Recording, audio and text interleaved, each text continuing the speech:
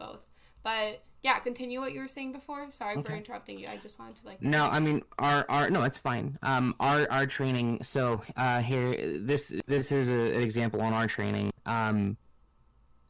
We train more often than this, but this is what's the basic requirement. So security, law enforcement, or other designated personnel who routinely carry a firearm is required by their position description, e.g. occupational positions such as Office of Personnel Management, series, whatever, and other military, police, or related military occupational series must satisfactorily complete Department of Defense component-approved training every 12 months, including firearms familiarization, which is classroom, academic, live fire qualifications, and use of force training.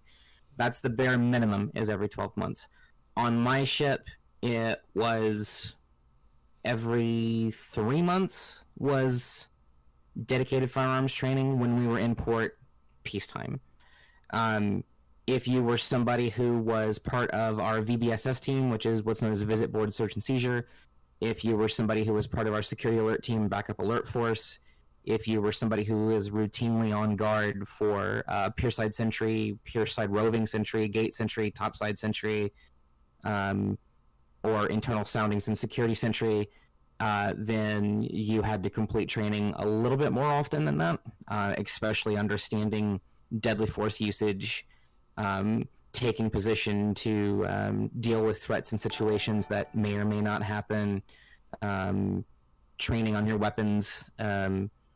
Like, for example, as a topside sentry carrying an M14 roving the weather decks on board ship, I was trained during like an extreme situation where we would have to repel people from getting on board ship to take a sniper position up on the bridge wing and engage people basically like a sniper, but without being one, using a 14.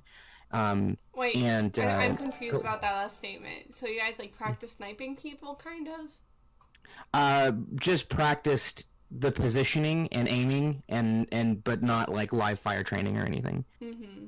It's more like knowing how to move about the ship during that situation when the ship is on like a light duty contingent where most everybody's at home, and you have like the specific what are known as section on duty.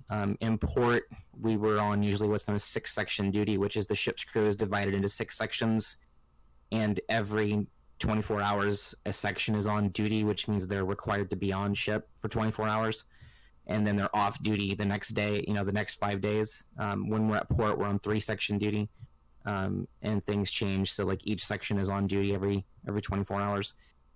In this sort of situation, like as pierside sentry, which is somebody who's sitting all the way at the end of the pier in a gate, in a guard box, like training them how to look for small craft that might be trying to get close to the ships for whatever reason.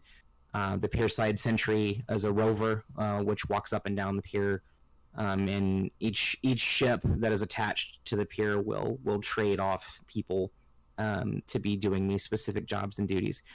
The only time you'll see like a large contingent of people is if there's several ships on the pier, then the gate will have one gate sentry for each ship. So if there's 4 ships in port up Pier 12, there's 4 gate sentries at the Pier 12 gate, 1 from each ship. And then, of course, each ship will have a topside rover, will have a pier sentry, will have a roving pierside sentry. Each ship will have an internal securities and soundings rover, which is usually carrying a Mossberg 590 12 gauge.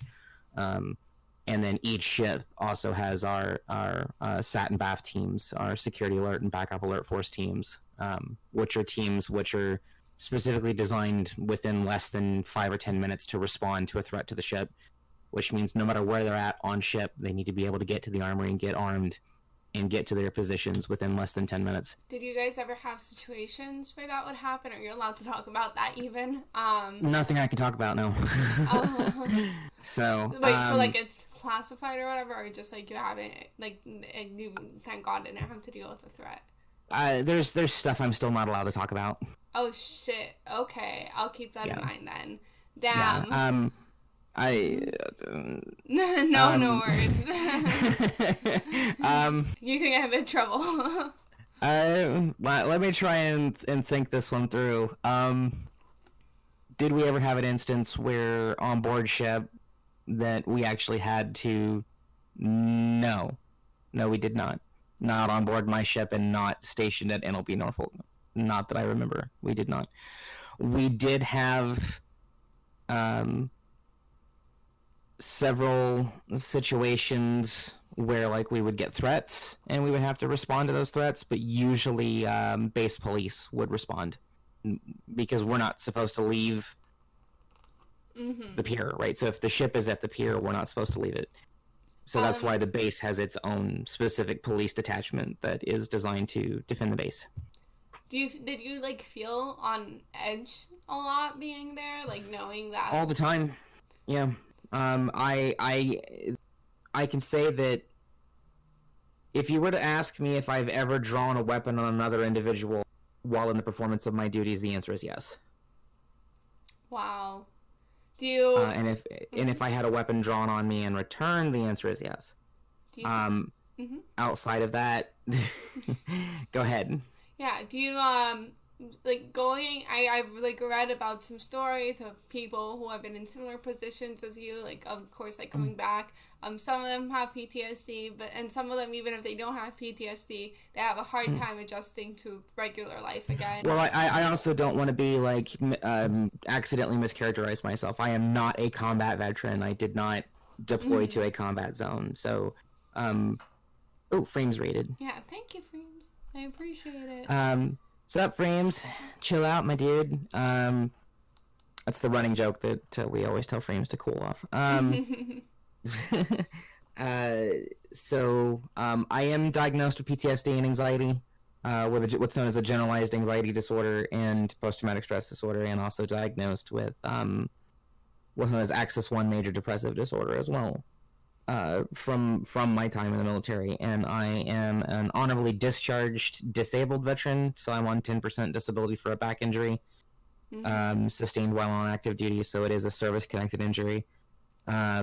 And for those that know or wondering, I was I dropped out of high school, got a GED, and joined the Navy in 2003, and eventually became a United States Navy hospital corpsman, general duty. So if there are any Marines in chat, hey Carpe, I was a Quad Zero general duty blue side corpsman. I didn't go 8404 FMF or Fleet Marine Force corpsman. I was Fleet Hospital Detachment at Naval Medical Center Portsmouth, though, so that's why I've got my Global War on Terrorism Service and Expeditionary Medals, because I was attached to a Fleet Hospital Detachment. So anyway,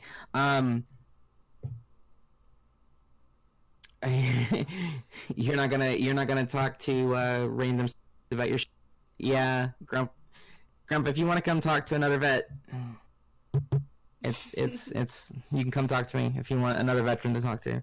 But anyway, so continuing forward with stuff, I have had to draw a weapon. I have not had to shoot or kill anybody. I have had a weapon drawn on me. Thankfully, I was not shot. Yeah. I hear it sucks. But what I have a problem with here is the fact that in the process of my duties, I drew a weapon on another individual, stared that individual down, commanded them, and I did not shoot and kill them. Even though you felt like your life was in danger? I was pretty sure I was going to die. Wow. That's tough stuff. I was pretty sure I was going to die. But if I can draw a weapon on another individual, command them, watch them comply,